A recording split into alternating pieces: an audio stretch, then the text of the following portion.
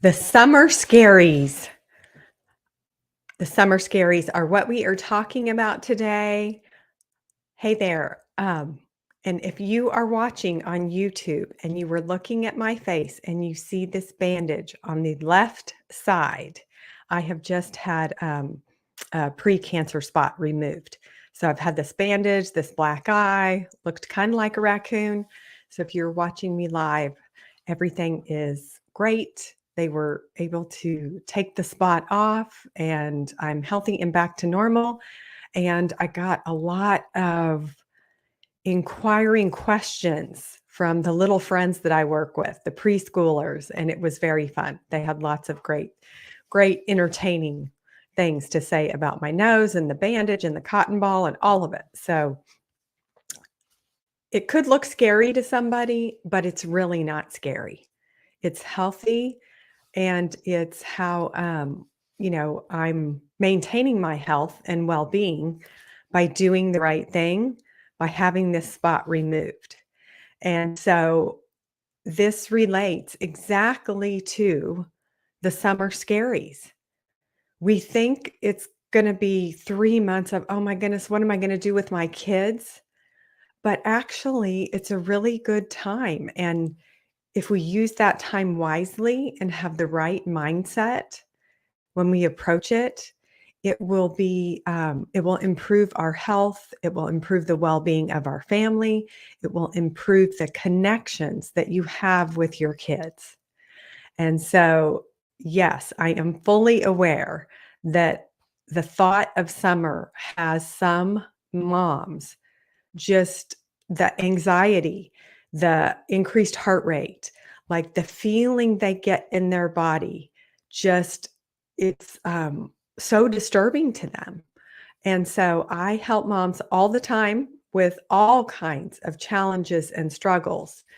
And I help moms in lots of ways that moms don't even know they can be helped. It might be an exercise, it might be a body thing, it might be mindset, it might be prayer.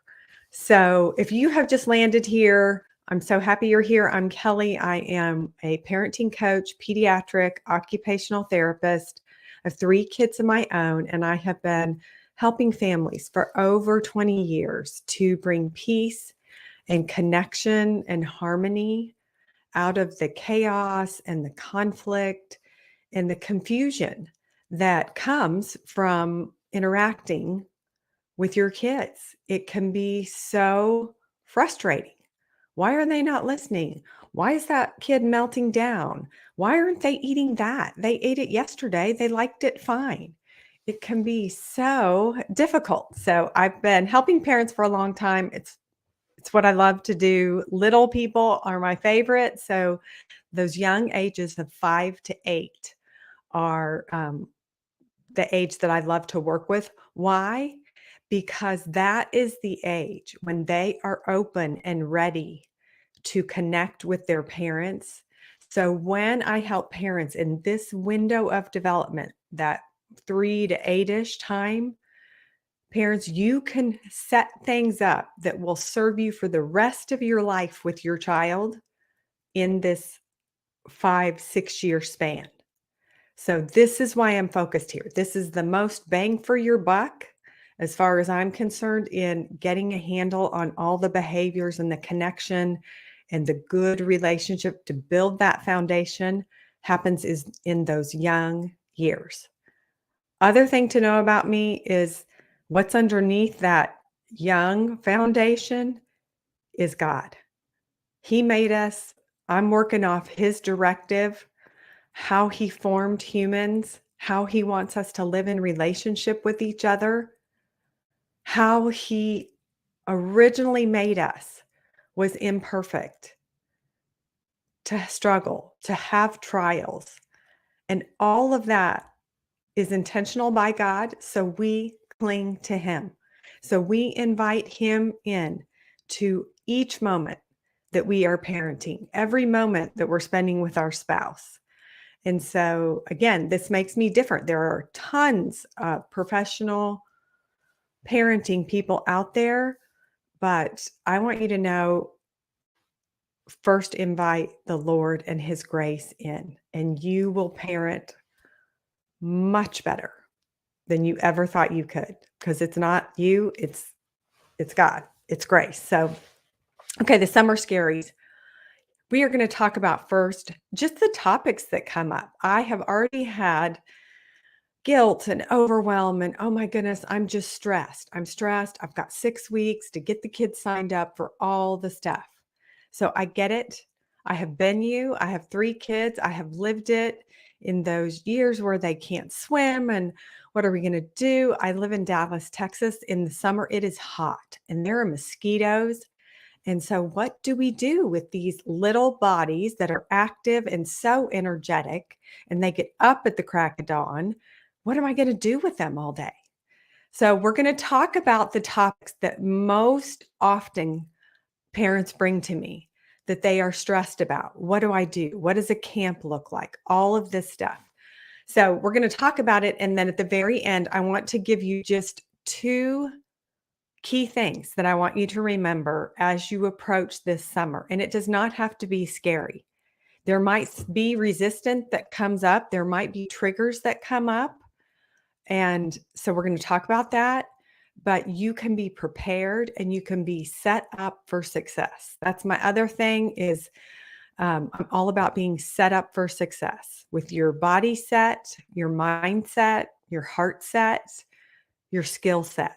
We'll talk about some skill sets, the skills you need to have, the things you need to do, the actions you need to take to set yourself and each of your kids up to have a fun, smooth, stress-free, just a relaxing, delightful summer. Okay. One of the foundations of my work is operating from connecting with your kids instead of control. So we're going to connect. I want you to spend the summer connecting with your kids instead of controlling your kids. You're going to connect with your kids instead of wanting, desiring, requiring 100% obedience and instant compliance. A lot of parents really, they just want a child who's going to do what they say to do in the exact manner when they say to do it. And God gave us each of us a brain, a free will. We want autonomy. We want to have a say in our life. And that happens early with really young kids. They want to have a say in their life. So they are going to fight us when we tell them to do something, do it now, do it this way. They're going to resist. And again, that's part of that human condition. That's how God made us. And it works well later. But parents often don't like it. And especially in the summer because there's long days. So I'm all about connect. And when you connect first, then you can direct. When you connect, then you can correct. When you connect first, then you can actually have some influence. But if you start right with the correction and the direction with no connection, it is damaging and harmful to your kids. And so if I put this in terms for an adult, if you're headed into your job, let's say you just got a brand new job and your boss doesn't want to connect with you, doesn't want to know anything about you, doesn't want to know what your interests are, doesn't want to know how you work best. Tell me about your life.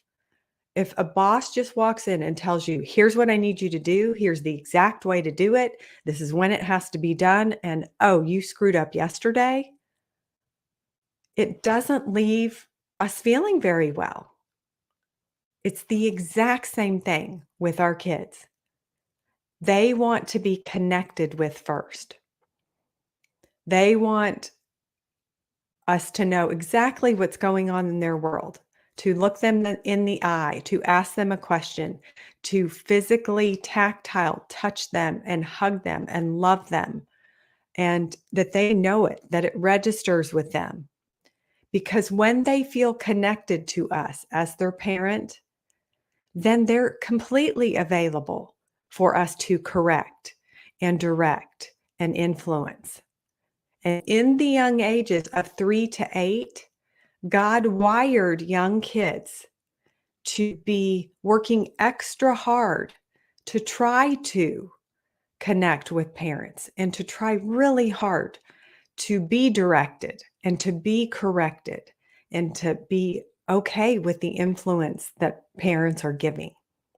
But that connection piece is key. And so I often invite parents, if you are getting a bunch of resistance, if you are getting constant back talk, constant defiance, check that connection. Go back and ask yourself, have I really checked in with them? Is there something going on with them? Did I hug my 5-year-old, last night before bed and today before he got out of the car? I think a lot of times, moms, we think we have done this, like the thought, went through my mind, okay, bedtime, and I'm going to hug him and then I'm going to go off and do this. But that thought doesn't always mean the action happened. And so when I get pushback from my own 3 kids, and let me tell you, I get the pushback and the resistance and all of the age and stage developmental appropriate pushback, it's a wake-up call for me. What's been going on for the last 24 hours? What do I need to go back and check my connection with them? Super important. So the summer scaries, number 1, invite God's grace. Number 2, you got to have that connection first. And so if you don't have it, get that going first. And then we're going to talk about some of the other things. Okay, so in the summer, it is a more relaxed vibe. The academic pressure hopefully is off for your kids. The weather's warmer. The yard's prettier. The birds are singing. We can sleep later. We're more social usually. We are available. We are like the summer for me feels expansive, abundant, open, freeing. It's not so structured. And so we also just want to be open to the space, leave space and grace for how God wants to work during that time. So I often get the success-driven, high-achieving moms who are on it. They are like, okay, we need to have swim lessons. We got to get this done. We got to get that done. And I can totally relate. I am like that. But I want you to just allow yourself the freedom to give space and grace for God to show up and help you and work with you, give you energy on those days when you are so incredibly tired and all the kids got up at 6 a.m. and it's 9:30 and you're out of activities and it's hot and your husband's out of town and you're like, Lord, help, call on him. He will help. So but all of those things of the warmer weather, the mosquitoes in Dallas, the socialization, it's hot, so we're going to go to the pool, can bring up stuff from our childhood, brings up challenges with our children. And so I just want you to know that when the stuff comes up, that a lot of it's just normal. It doesn't mean one single thing about your parenting ability, about your intention to be a good parent. It doesn't mean anything about your child not going to be a successful member of society when they're 30 because they don't want to wear a particular swimsuit or go to this particular birthday party that's at the pool. Okay. So just take a deep breath. Just let some pressure be released because I know you have it and you're going to be okay. Just let that pressure go, register in your body. Okay, I can do this. I can set everybody up for success this summer and we can have fun and be relaxed. The relaxation and fun is experienced by, I would say, the majority of people. But again, I do help a lot of parents who struggle with finding structure. And so if you know you are the mom, you've got to have structure that makes you feel good. Okay, how are we going to help you so you feel like the summer's really structured, but your kids feel like they have freedom and independence and autonomy to do what they want? And so there is a way, and again, I help parents with this all the time, where you get to have the structure and feeling of, control, but your kids feel the opposite. They feel like they are having fun and there's freedom and they can be independent and do whatever. So no, you can have both. Again, this is a common theme with God. It is not one thing. He is a both and. He is abundance and more. If we will ask him for it, believe him for it, have the faith for it, I promise you, he will show up for you. Okay, so I constantly hear the things that come up. Boredom. Boredom is one of the big ones. Oh my goodness, my kids are so bored. What is wrong with them? They can't function for more than 10 minutes. And they're like, I'm bored. I don't know what to do. I don't know how to play by myself. Okay, so I'm about to ready to launch my new course, which is my new training is going to be play set. We're going to talk about play. So parents and kids are better equipped to allow for boredom. And what do you do? How do you deal with it? So we're going to talk about that. That is, again, that's all kids nowadays, right? It's that there's a screen available, there's an activity available. I love for kids to not have a ton of structure in the summer because they are so overly structured all year. And I know it is well-intentioned parents who are like, yes, but I want them to take piano and I really want them to, go to basketball practice. And oh, they have an opportunity to do a small group and learn foundational basketball skills on another day. Oh, but karate, we like karate too. And then, so before long, this little 5-year-old, he is as busy from 7 o'clock in the morning until 6:30 at night. And a 5-year-old's body is not designed. It is not equipped. He does not have a fully formed brain. He does not have organs and muscles and ligaments. He is not built to go from 7 in the morning till 6:30 at night. So we're going to back off that structure and allow for some freedom and free play and for his body to just rest. It's so incredibly important. And here's a phrase that I hear often. Well, they need to be busy. My kids need to be busy this summer. Your kids don't need to be busy. Your kids need to be invited in and set up to be bored and to figure that out themselves. But they do not need to be busy doing structured activity after structured activity. They need flexibility. Body image issues come up a lot with parents and their kids and how they're feeling about it.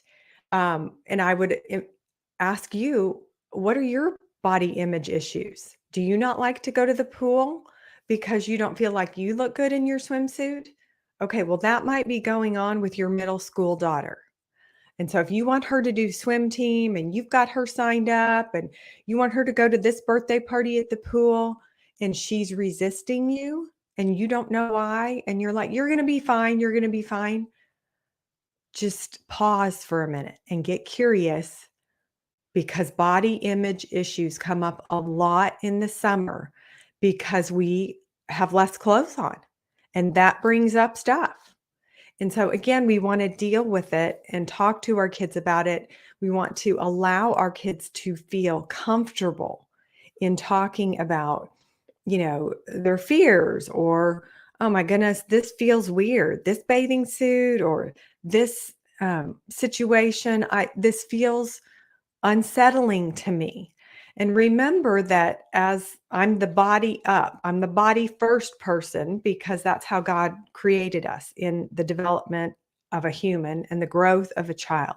So that body is a big part of behavior and what a child's thoughts are and what's going on. A lot of it is driven by how they feel in their body. And so it's a good way to help them learn about their body, and they need to know. There's a lot of intuition there. If they get a feeling of unrest, if their muscles are contracted, if there's something in them that's kind of pulling back, like this isn't going to be safe for me, I want kids to listen to that voice. So I want to be sure I'm not overriding their voice that's saying, no, I don't want to do that. And that doesn't feel right to me, that I'm not overriding it with, you're going to be fine. You're going to be fine. Just go. Okay. Um, some of the body image stuff can lead to under eating or over exercising, or can be, again, just unhealthy things that can come up that just be on the lookout for, because I help parents a lot with this in the summer. And it's a thing. I want you to know if it's been a thing in your family, or you're thinking, oh, this has happened. I wonder, is this a thing? That's a thing. The body image in the summer is a thing. Play dates. How do we do play dates? What does a good play date look like? All of this is stuff that I'm going to address, play for sure, in my new training that's going to come out in April. But also, this is stuff that I address every week with the moms who journey with me in my monthly membership. So every week we have a group coaching call. We are talking about all of this stuff. What does this particular play date look like with this particular child of yours in this situation? I can help you navigate it. And again, my goal is always to set you up for success as the parent, to set your child up for success. And the other thing is to set that success up long term. So yesterday I had a mom say this, parents say this to me often. I never thought about that. That never would have crossed my radar to think about that for my child.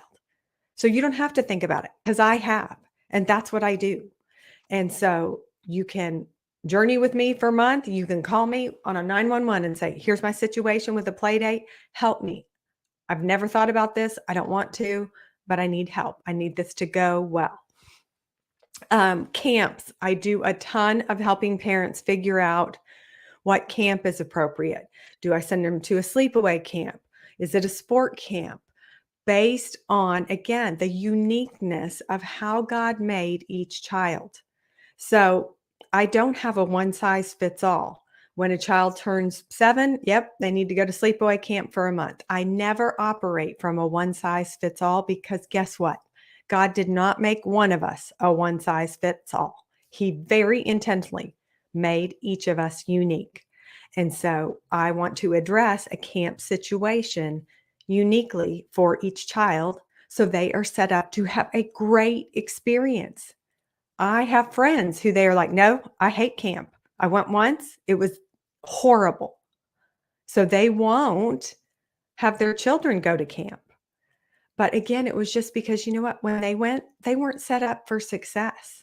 So I can help get rid of that past trauma that the parent experiences, and then give their kids an opportunity. If this is something that, again, the family values and what the family thinks is important, if this is something a child would like to do, I can help set that up in a way that goes well, smoothly. Parents feel okay. Kids feel okay. It's a win for all. Um, the other thing that I talk about for camps is what to watch out for. What does stranger danger look like? What happens if my kid gets really homesick? All of these things I have been addressing for 20 years. You don't have to do it alone. You can get support. Um, if a child gets lost, if a child runs away from home, what do we do traveling? We've got this particular trip. We're going to be in this, small space. with grandparents for 5 days. This is gonna be a disaster. What can I do? How can I do this? All of this again, lots of ways for me to help. Substance abuse is one that I want you to know comes up in the summer with parents needing help. And it's because I feel like in the summertime, we're meeting friends for drinks, we're outside, and there's more booze and food and substances for us to indulge in and to overuse in a way that's not really healthy. And so again, I can help set you up with what do I do in this particular situation with the weakness that a parent has? How do I navigate a grandparent who wants to drive my child home from this particular thing, but they often have too many drinks? How do I deal? All of this comes up. Um, Kids with having sleepovers. Summertime is there's no school, so we can have sleepovers 2 or 3 times a week. And are there any parameters I should put on that? Yes, I would tell you yes. There are absolutely parameters for the health of your child that most parents have no clue what to think about and what can happen. Again, happy to talk about that. Um, how do I keep my child's academics up all summer? What does that look like? Is that like an hour of sit down and, math worksheets? How can I keep them at the level that they are when they leave school?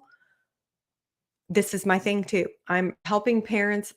Again, we aren't going to have your child lose any of their academics over the summer, but we are going to set them up to be learning in play. I want them playing and achieving and maintaining their academic stuff in the action-based outside physical world. It might look like riding a bike, and then when you get to the end of the street, you're going to ask your child, "Hey, can you recognize what that number says?" Or on that street sign, do you see any letters that you know what they mean? So it is things like that. A stop sign. We can talk about a shape, a yield sign. Oh, that's a triangle. So your kids can be learning and maintaining everything they got at school through just their play and interaction with their environment every day. And usually, again, parents are like, I never would have thought of that. You don't have to. But when I give you a few cues of what to do, you don't have to be lugging any notebooks. You're not printing out any worksheets. None of that needs to happen. And your kids can be maintaining their academic status, no problem. I have lots of ideas how to support that. Okay, what if my kid doesn't like to be outdoors? What if my kid has lots of sensory issues? What if my kid has allergies? What if we're headed to the lake and my kid had tubes in their ears? All of these things, again, are questions that have come at me, and I am happy to help you with. So I'm going to leave you with this today. And the first thing is that these are I'm just throwing out some summer scaries that are the tip of the iceberg. Like there's a million other ones that I have helped parents navigate. Sibling rivalry and sibling conflict is a big one in the summer when we're all in each other's space and business. Oh, my little brother, he's driving me nuts. He was in my room. He messed up my project. My Legos are torn down. How does a mom deal with this in a way that is virtuous, right? So I am all about helping parents set you up for success. So you are in the middle of that road, that virtue. You are being called to holiness and to growth towards heaven while growing your kids. So the trials and the challenges that come up with your kids are God's invitation for you to cling to him and to go with him towards heaven and towards holiness. And I can help you with that.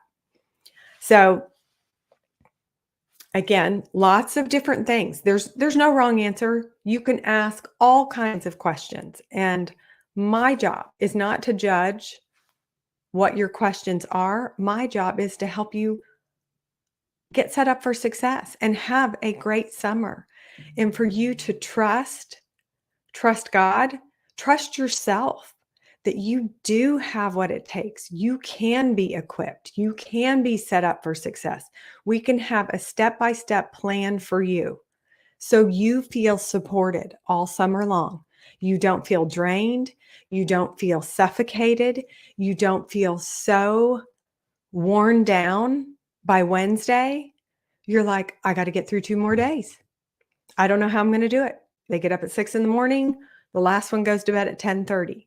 I don't ever want moms to be drained. I want you to have the support that you need. And it's my job to come up with out of the box, innovative, creative ways to get you to that point because your kids want to connect with you and they want the best mom that they can have.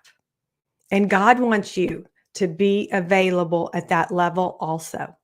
So what do we need to do to support that? Do you need to get to the gym in the morning? Do we need to find a middle school girl who could come down and help and watch the kids while you run up and down the driveway because that's what you like to do? Do you need to get a group of moms? I used to do this for years when my kids were little. We had 4 families. Wednesday night was our night. We did kid and mom and families, and we rotated houses. And so 3 of the 4 Wednesdays of the summer months, guess what? I didn't have to cook. I was going to go have fun. The kids were going to have fun. We were going to, meet at somebody's house. I didn't have to prepare dinner. It was awesome. And we had the best time. And again, that community, that connection, that mom time is so important for you to have. And so let's do it. Let's get you set up to have what you need so you're the best mom. Um, you don't have to suffer the summer scaries. You don't have to suffer them alone. You can have a summer of smooth and stress-free and fun and delight. Thank you.